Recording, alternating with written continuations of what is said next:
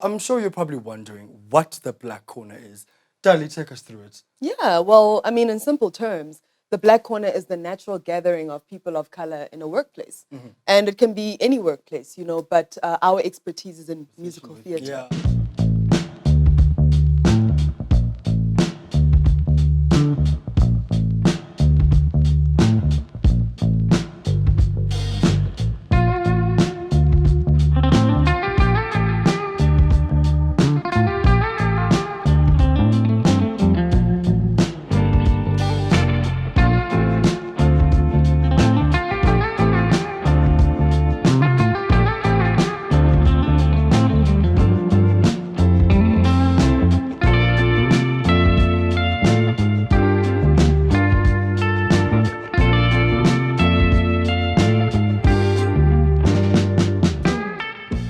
Hello, everybody, and welcome to the Black Corner. My name is Ilse.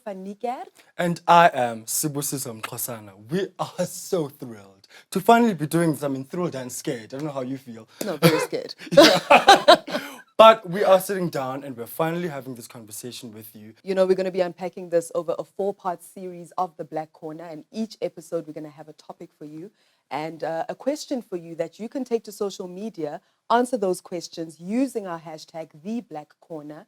And this week we want to know from you, what is your earliest memory of systemic racism, and when did you know that you're going to have a problem as a person of color in musical theater and entertainment? And I'm going to throw that to you, Dudley. You know, when I look at my career, I always make an analogy, and the analogy is that imagine you are a student in a class and your teacher hands everybody a box, and you are not allowed to open your box until after the class. And class ends, you open your box, everyone opens their boxes because the class is finished. And people find treats, various treats in their boxes, and people have things in their boxes, and you realize that there's nothing in your box. So then you go to your teacher because, you have nothing in your box. There's nothing in your box, and you're alarmed. And you go to your teacher and you just tell your teacher that there's nothing in your box. And your teacher tells you that you should be grateful that you got a box and that you actually even get an education and you get to be in the class. Wow. And that's how I felt for most of my time in the industry. It's just felt like I've constantly had to be okay with having what I believe is less than. I've had to be okay with not being in the position that I think I should be in and not fulfilling how I see myself. Yeah, absolutely. Yeah. And we want to know from you, what is your earliest memory of systemic racism, and when did you know that you're going to have a challenge as a person of color in musical theater? So we've got a video insert from you from an artistic friend of ours who's going to share their experience with you. I experienced it quite early on in film school, actually, where I went to study to be a writer. I decided to enroll myself in the TV division of that school, which was populated by many people of color. Actually, majority of the school was comprised of people of color. The film school, however, would see a more white majority. And what I noticed in relation to these schools is that TV school was always put on the sideline. One example of this is that we had to shoot our projects and our films with the same equipment that we did throughout our tenure at the school. So from first year till third year, we had to operate with the same quality of shoddy equipment, whereas film kids year on year would get upgrades to their equipment, which often involved studio quality cameras, much better sound setup, and a bigger variety of equipment to make use of. And then this behavior pretty much trickled into my working life and my career life as well. It's remarkable that this is still the case in 2020, and it's something that has to change. But the only way that this can change is if white people come to the party, if those in power come to the party and pay people of color and creatives of color what they deserve. and give them the resources that they need to tell their stories the way they want to tell their stories. That was a wonderful contribution, and please continue the conversation on our social media platforms using our hashtag #TheBlackCorner. So today we have some incredible guests. I personally am very honored to have these people on our show helping us open the Black Corner. We have the sensational singer, actress, and musical theater performer Ilse Klink. We also have, streaming from California, director and choreographer Gregory Butler. But we're going to start with Ilse. Hello, Ilse. Hi, Ilse. Hello. Hi, Lesego and Stibu. It's so wonderful to see you both. It's so good It's to been see such a you. long time. I Thank you know. for inviting me. Oh. Too long. So great to have you here. And thank you for honoring us with your presence and opening up this platform for us, really, as our first guest. So to start it off, Ilse, I just want to find out, why do you think right now is the time to speak? Well, we're in a crisis. People who are Black are in a crisis at the moment, all over the world.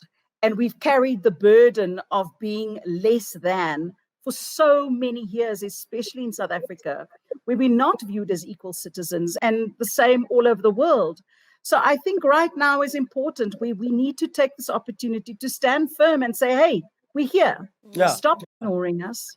Stop ignoring us, because we're here. We've been here all along, but we're going to stand firm and not take a back seat to where we belong. We're going to stop that now. And So that's why it's very important. We have the space and the platform right now. when shows come out that are black or colored or are people of color, and people suddenly go, "Oh my God, where have you guys been?" And we've had that conversation with you. That is correct. So programs. Theater pieces like The Color Purple, and those are the ones that have been brought to the fore. And then you saw that theaters were jam-packed. The Joburg Theater was jam-packed, which is rather unusual. And if you have a production for the audience, that for the majority of people in the country also, if you have a production that people can identify with, they will come. Yeah. And what happened was a lot of your standard South African audiences who happen to be white were saying, and I heard this in conversation, where were they? Where did they all come from? And you're going, we were there all along. We've always We been are here. there. We in the back row, we in the ensemble all the time, because we never are brought forward as leads. We're not considered as leads unless it's a show that has Black performers in it, and that for me is very sad. Yeah. Because we can stand on an international platform and be as amazing as everyone else. We don't have to stand back for everyone. So that was quite an eye opener for me, really. Yeah, and I mean, speaking of, where have we always been? Where does it come from? Do you think we've been a little bit passive as people of color in musical theater and entertainment in addressing these issues? And now we've it almost feels like a bomb almost, and really it shouldn't feel like a bomb because this is not new. But do you think we're being a bit passive we've been passive about this? I can only agree with that. I do think that we need to also take responsibility for what it is that we have allowed ourselves to do. We've allowed ourselves to stand in the back row and not be heard and not be seen. So it is, I do believe that when auditions are being held, we should ask those questions and not be afraid, because I think that's a big thing about South Africans, is that we are so afraid of standing up and being counted and saying, hey, I'm here. You're going to look at me and you're going to employ me. It doesn't matter what color the lead is. I'm damn good.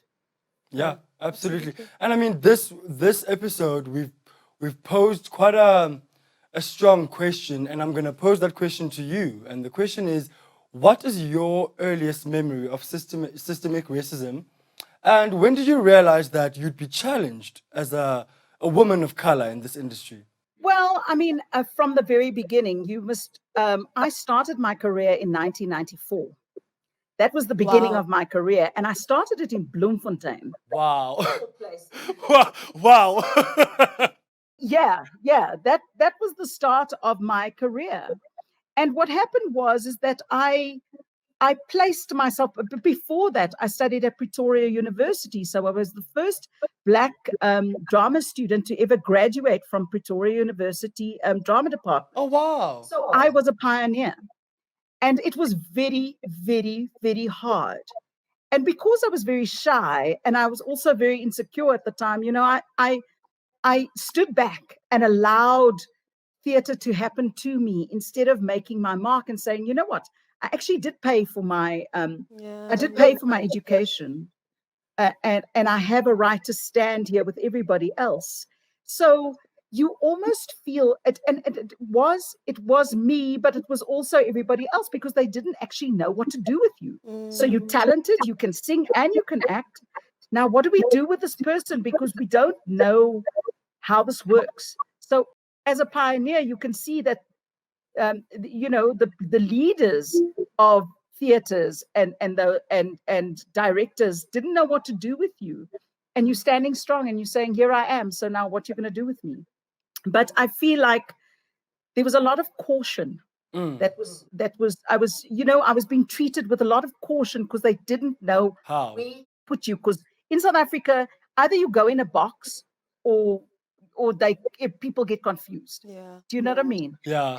And when you already know, that becomes quite a big issue for them and for you, because you also going, well, which box do I fit in? I don't. We're artists. We don't fit into boxes. And they're trying to create a space where artists are being boxed because of their color. And I mean, you've mentioned something about that you were a pioneer, which I did not know. And did you feel any pressure because of that? Pressure of, being watched. Well, I feel like the reason why I felt pressure is because I felt like I was carrying the weight of every Black person and every colored person. I was carrying the weight of their reputations on my shoulders. Yeah. So I always had to be good and excellent, because whatever I did It was them. was going to be what everybody else thought about Black performers in this country. Wow. So that's a huge burden to carry. Yeah. Yeah. Yeah, and I mean, it's really, it takes it back to basics, is that I find that a lot of the time there's not enough of me in the room, because when I say me, other people that look like me, but also because they probably didn't get the kind of education or training that will afford them a spot in the room. And it goes back to you being the pioneer. I mean, in 1994, being the only person and the first Black person to graduate in drama school. So already that means that fast forward to auditions, chances are you're going to be the only person of color, because, back when you were studying, we didn't have those opportunities. So do you think it's very important right now that we actually never mind wanting to, for instance, see representation of ourselves on stage, but do you think it's important to actually take it back to basics? How are we training our kids? How are we integrating the system? Absolutely. So you know what? So what I recently started doing as part of my contribution to those who don't have, who will never have enough money to get an education, to study dance or drama or music. I created a YouTube channel where I give information that I have away for free. Yeah. I'm trying to take the hustle out of being a performer in this country. I'm trying to help people and say, this is where you go. This is what you do to become a part of this industry. This is where you can train. This is where you can train for free. Start community theater. Start there. You know what I mean? So I feel like that's the contribution that I'm making, because I have a wealth of experience that I can share, and I want to give it away. I want people to know that you just because you're Black, you don't have access. Yeah. I want them to have access. And I know it's a YouTube channel, and then it comes down to having data. A very simple thing, having data. If you don't have data, you can't watch these things. Yeah. I mean, so whatever contribution I can make, I will. And I enjoy mentoring people as well. I would always take somebody under my wing, whether I'm in a production or not, or whether there's somebody that shows a little bit of promise at a school production, and I'm a judge there.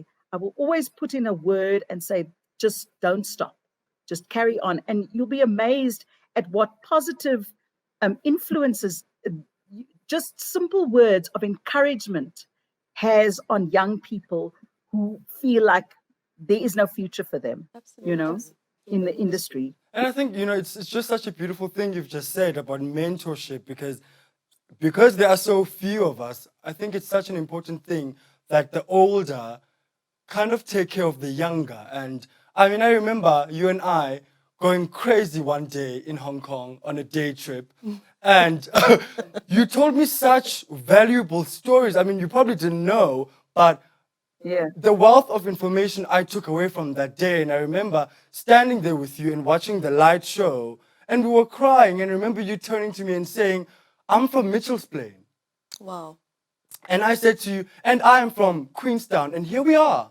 And I think it's such a beautiful thing that the older, and I mean, I already feel like I'm going to soon be responsible of mentoring the younger. And I think if that's how we're going to go forward, I think that's beautiful. I love that. I really Yeah. do. And I think I also just want to speak on your character, Ilse. I think we all can really learn something from the stance that you take. I mean, it's something really small, but the one and only time that I was blessed enough to work with you, I don't know if you noticed, but I used to follow you in our vocal warm-up, and I used to make sure that I sit next to you. But I was like a child, and I thought, gosh, here's this woman, and I can just be a sponge and just listen, So I think it's so important for us as well as people of color to not forget. That's where it starts. It starts with little Lesego, who's 5 years old, and she gets to see Ilse, but not just gets to see Ilse. Then Ilse takes her in, and we create this bigger family that makes us want to dream more and be better. Yeah. As well. Yeah. Absolutely. Absolutely. We should stop seeing each other as competition as well. And just, I mean, and we are competing against each other for the jobs. Absolutely. But we need to encourage each other and hold each other in those spaces, where we were blessed enough to get a part in whatever platform, and then say, come along with me, hold each other's hands and say, this is what I learned when I was doing Chicago. This is what I learned. To somebody who hasn't, this is what my experience, and just talking about it and sharing the knowledge that you've gained from anywhere is already a step towards creating wealth amongst people who don't necessarily have the opportunities to study or the opportunity to even dream about being a performer away from the small town of Umtata or the small town of, the little village or the little space in Mitchell's Plain or Hanover Park. We need to give hope to each other, I think. Yeah, and I think it's quite a serious issue, that sharing of space and bringing each other into each other's spaces. Do you think it has anything to do with lacking before, and now we almost just want to eat everything up because we didn't have? Absolutely. And I mean, one can become selfish, in that space. Yeah. I learned this and I'm holding on to that information. Stop it. Give it away. Bring other people up with you, because that's how we grow, I mean, in various communities throughout the world, you'll find that when communities start looking after each other, there's always somebody to hold you, and even though you can be destitute, you can feel a sense of community. And I think that's what we need to build, especially in our industry, where there's a sense of community and we feel held and we feel like we can depend on each other, and not be selfish and take it all for ourselves, So, Ilse, just very quickly, can you just touch on the dangers of remaining quiet and the dangers of remaining passive in a day like today? So what it does is, I think the danger is that you allow others to take control of your life and your career and everything. Others will take control if you don't stand up and you don't take control, So it's about being brave. It's about not cowering and standing up, because also, I mean, what are people going to do? Are they going to destroy our careers if we don't heed to whatever it is that the producer wants? Do you know what I mean? Are we going to stop working? Are we going to get bad reputations? And, oh, no, we don't want to work with them because they're outspoken. And that's what we need to be. It's about being brave. It's about going, it's okay. I belong here. I remember in 1994, I used to date somebody, an actor, and it was just on the verge where we were starting to go out to restaurants that weren't necessarily open to everyone before. So we used to look at each other before we went into the restaurant, and we used to say to each other, "We belong here." Wow. Up our chests and walk Wow. into these spaces. But I mean, it's sad when you had to actually say the words, "We belong here," and go in with the confidence as if you belong there. You know, we actually need to say, "We belong here," and just own the space. We need to do that. You said that you felt like you couldn't speak your mind because you were a youngster in the industry. It was one of your, you know what I mean? And that for me is that space where we go, hang on, I do have the education, I do have the know-how. I can stand up and speak up for myself and not be afraid. Yeah. It's a muscle that we have to. It's a muscle we have to train. The muscle of reminding yourself that you're worthy and you belong. Because if you don't train the muscle doesn't know how to I work. mean, Yeah. proven and tested. Yeah, it's about self-worth. It absolutely is about self-worth. And it's time, guys. I mean, I do it sometimes too. I'm going to stop. I am stopping. Amazing. We have to. We have Amazing. to. I'm not going to be smaller than who I am. Absolutely. Thank you so much, Ilse. And now we'd like to hear from you at home. And you can use your social media with the hashtag #TheBlackCorner. And just tell us your experiences and your earliest memories of systemic racism and how it's affected you in your industry. And now we're going to hear from a fellow artist about the importance of now. Hi, I'm Paul Mujaji, and I think that it's important for people of color to use their voices to speak now, because for too long, people of color have lived in a world where their own existence, our very own existence, has meant being sidelined, being marginalized, and being undermined. I think too many of us have lived through the indignation of seeing ourselves overlooked, of seeing ourselves invalidated, silenced, and at worst, suppressed.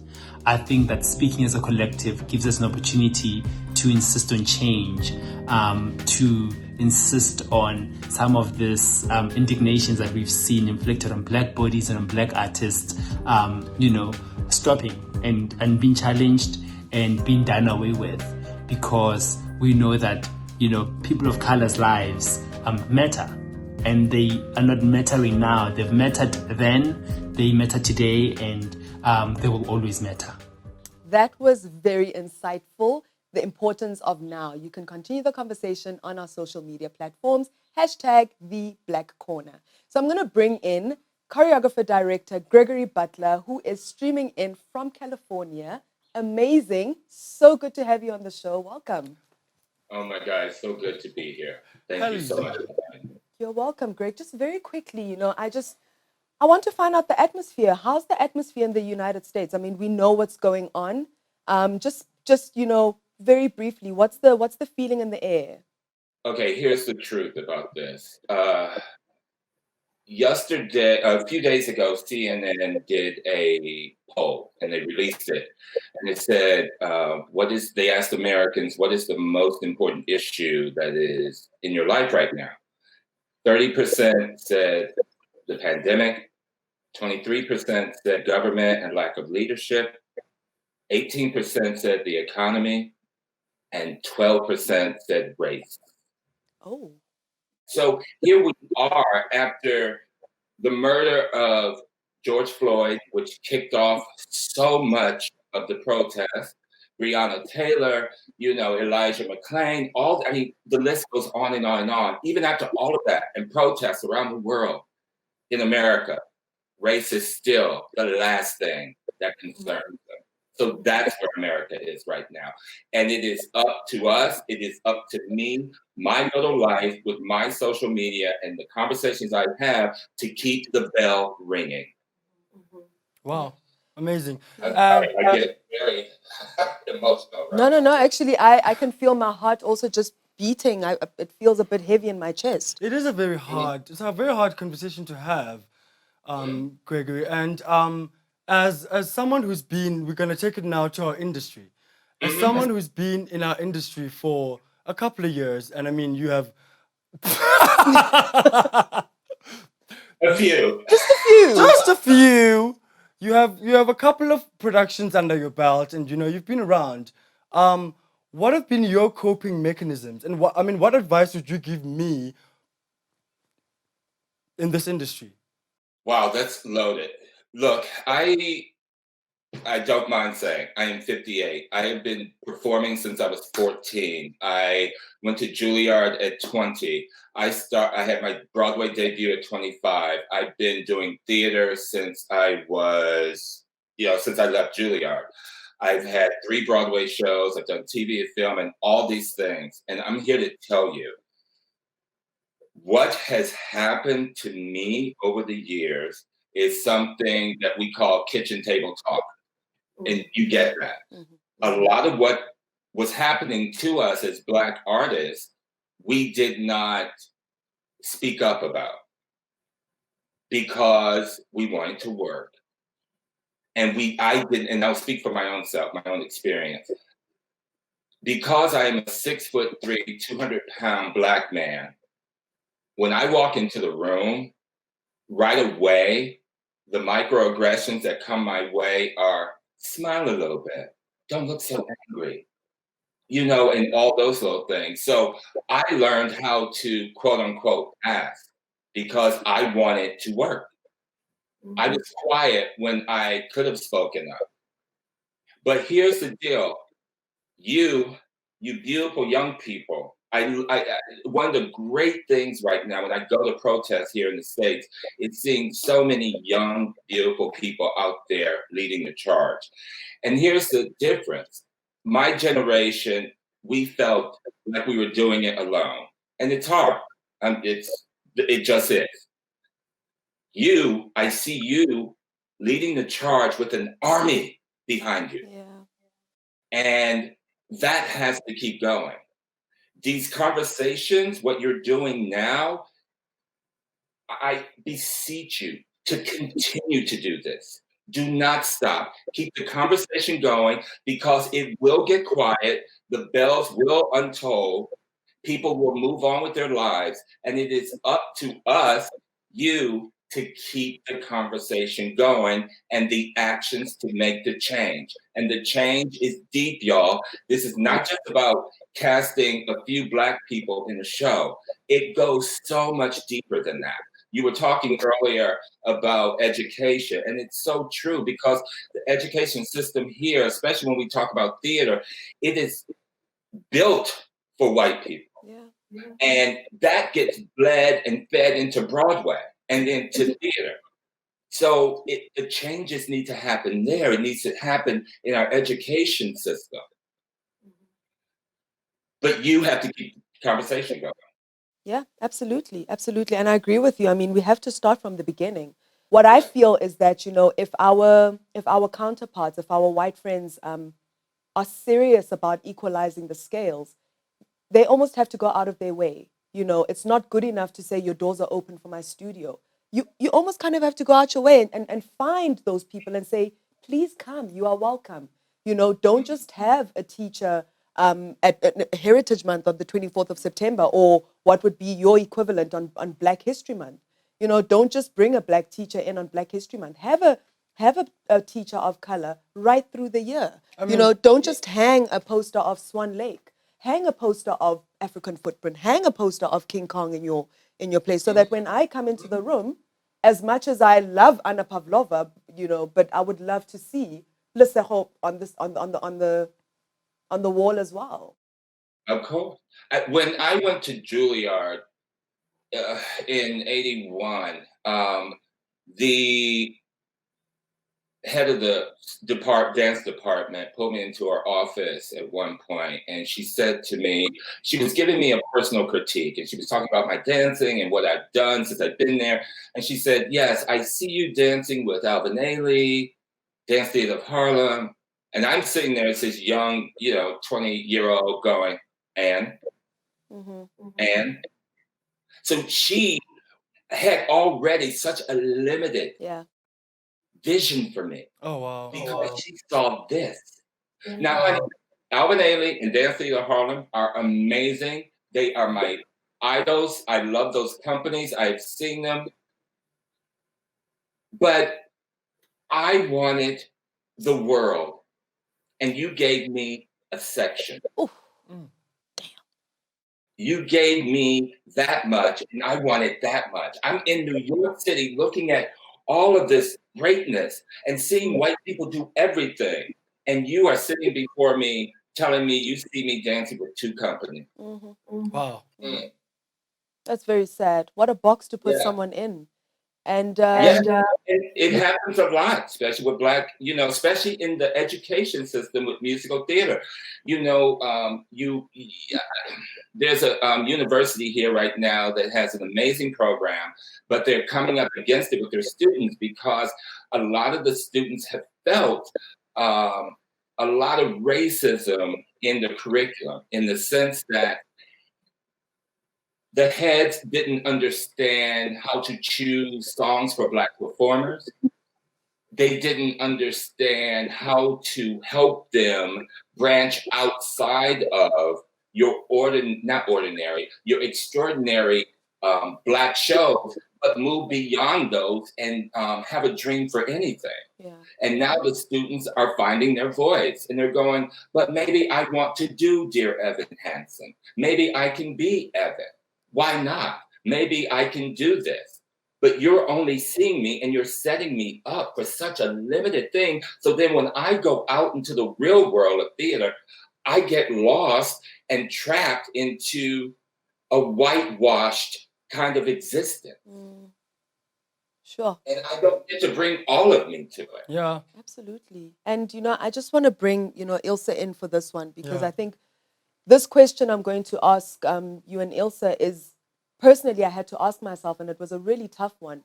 What is the biggest pill to swallow? What is the biggest lesson? What is the biggest realization at this point? And for me, the realization that racist things happened to me. They actually happened to me.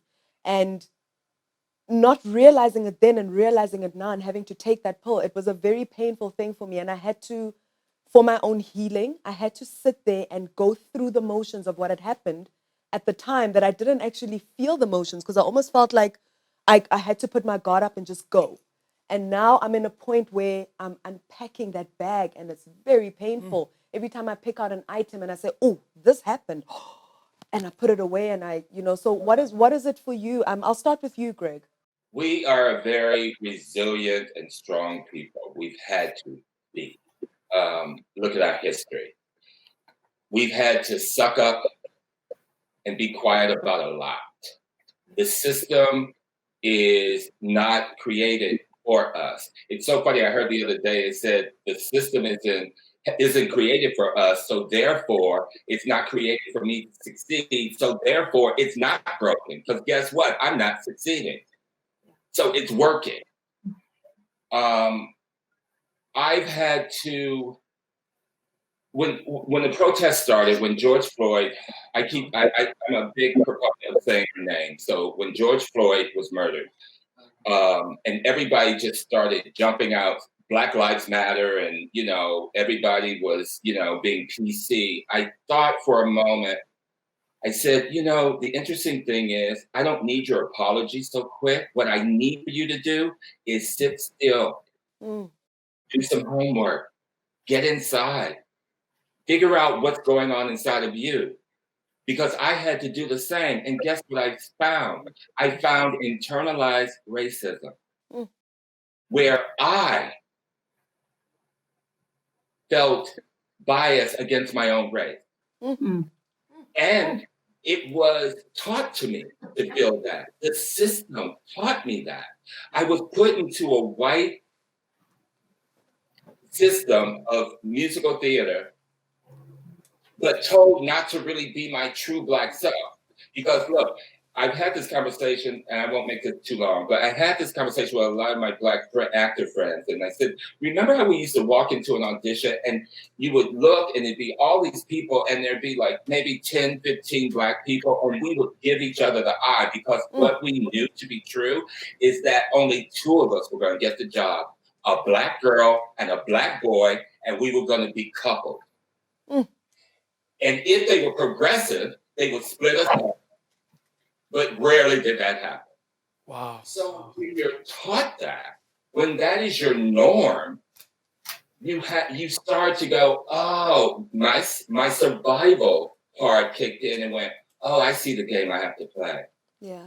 So I don't want to come across angry. I don't want to be too black. Am I too black? Have I said, am I too white? I mean, how am I dressing? I mean, by the time I got to the audition or to rehearsal, I was exhausted because I had already done so much mental work and gymnastics in order to fit in. So I think that is the part that has been my awakening. And then guess what? It worked for me. I was rewarded for my vanilla existence, for lack of a better phrase. I was rewarded with more jobs and more opportunity. And I had to also, during this time, deal with the shame that came up because of that. So now I'm unpacking that and healing myself so that I can have conversations like this where I'm not doing this, but I've already done this. And now I can give you some of my honesty and my truth without so much of my anger, if that makes sense. You know, what Gregory said just hit the nail on the head, where we became chameleons to fit in wherever we needed to just to get the gig. Wow, it's almost bringing me to tears, you know, because that's what I've been doing all my life. You just fit in and you adjust. You're you adjusting all the time to the circumstances around you, and you never find your own voice. And, you know, for me, that just hit the nail on the head, Gregory, because, wow, it is definitely something that I also sat with. I had to sit down and go, stop, just be. It's okay. I am enough. I am enough. And then allowing yourself to bloom in this industry and stop shying away. Wow. That for me is the big thing. Yeah. And I just want to piggyback on something Ilse said earlier, if you don't mind. I think we also have to look at how powerful it is. And this is something that Black artists have not had a lot of. It is so powerful when you walk on a set or in a rehearsal room that was created with you in mind. It allows you to be freer. It allows you to create. It allows you to be who you are. And Black artists don't get that a lot. Yeah. So we have to do the chameleon thing because we're trying to adjust and fit into a world that was created for somebody else.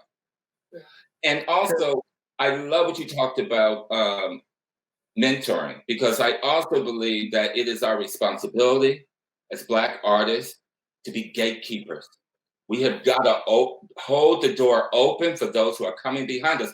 We have to, Yvette Nicole Brown, I was in a forum about Black art and storytelling. And she said, honey, if I don't get the gig, I will come out of the room and tell my girls, girl, this is how many people are in the room. This is what they're looking for. Now, I'm telling you this because I'm going to do my best to get this gig. But if I don't, I want you to have it. Yeah. That is a whole different way, because guess what? They don't want us to do that. They want us to infight. They want us to, hold information back from each other. And we have to, part of what we get to do now that this door has been open and the bell has been rung and we're talking about it, we have to lift each other up. Absolutely. We have to help each other. Wow. Yeah, it speaks to awareness. It speaks to self-awareness, and it speaks to, you can't just go through life anymore. You actually have to assess yourself, assess your thought process, assess how you're perceiving the world. Because it's, we are so used to the system. We believe a certain thing. This is how we've always been. So we have to exercise the muscle, in a different way. And it's a thing that we have to learn. You have to unlearn, and then you have to relearn something else. Yeah. Now I have to do my own work and realize that, I am talented, I am powerful, way beyond measure. And that has everything to do with my Blackness and nothing to do with my Blackness, because I'm talented regardless. Yeah. Wow. So that's kind of the challenge that we all get to continue to walk into. Yeah. No, definitely. I mean, wow, I think we can unpack this conversation forever. We can really go into it forever. Exactly. But you know, we have a lot of work to do. We have a lot of work to do. And I think this is where it starts. It's the conversation and not being afraid to speak. There's absolutely no reason to be afraid to speak. But, you know, I wish we had more time, but we don't. But I do want to thank both of you so much for taking the time and really just engaging with us on these conversations. Thank you so much. Awesome. So we're going to hear a little bit more about the coping mechanisms that we use as people of color in musical theater and entertainment to just get by. As a person of color, navigating my way through musical theater in South Africa, one of my coping mechanisms, or some of them, have been to just be invisible, blend in with the background, and be inaudible. It's so sad that I went to school to study this thing that I'm so passionate about, just to go blend in the background so I can keep my job and not step on anybody's toes. I've been in situations where you're sitting with people during lunch. Sometimes you're the only person of color in the production, and the topics are very, very racist. They're very non-factual, and you can't correct anybody because you're going to be attacked, because I've been there. It's like you're against everyone, you know, because then the issue becomes, or the argument becomes, yeah, it's this black government of yours that's messing our lives up, and etc. and so forth. So you learn to just keep quiet and keep your job. So it's sad. Thank you for that wonderful contribution, and please make sure that you continue this conversation using our hashtag #TheBlackCorner, and you answer the question of your earliest memory of systemic racism. Wow, my chest is heavy from that. That was hard. I don't know how you feel, but I had to stop a lot of tears talking about that, and it's gotten me to thinking that it's okay to cry. As long as you stop, you cry, after that, you continue, and you just keep going forward. Yeah. I think one thing that happens when you have conversations like this is that you're faced with your own truth. And I think, you know, when we spoke about swallowing the pill, that was very difficult for me, because once again, I had to acknowledge that I've had racist things happen to me, you know, and it is a very painful thing to acknowledge. But I think, you know, we need to exercise the muscle of acknowledging and feeling what we're feeling. And even if it's tears, even if it's a heavy chest like we felt now, but that's part of the healing process. Yeah, and it's just about being brave. Just be brave and open that suitcase and unpack the things. It's not going to be easy, but it must be done. Absolutely. Yeah. And we're going to continue to unpack these conversations. So make sure you stick with us. We still have 3 more episodes to go, and the conversation is going to continue. It's going to be marvelous. Yes, and that is it from me, Sibusiso Mkhosana. And me, Lesego van Niekerk, will see you soon. Next time on The Black Corner, we chat about tokenism and representation in the industry. It's that one black person and the entire show, and you are forever either at the back or you're told for some funny reason you've got the X factor, which I don't understand. Already from varsity, the big dramas, the musicals, the operas are mainly for people that don't look like me. Then where am I going to work? It is all of our responsibility, globally and collectively, to do the work towards progression and diversity and inclusion. Tune in to The Black Corner every Wednesday on our YouTube channel.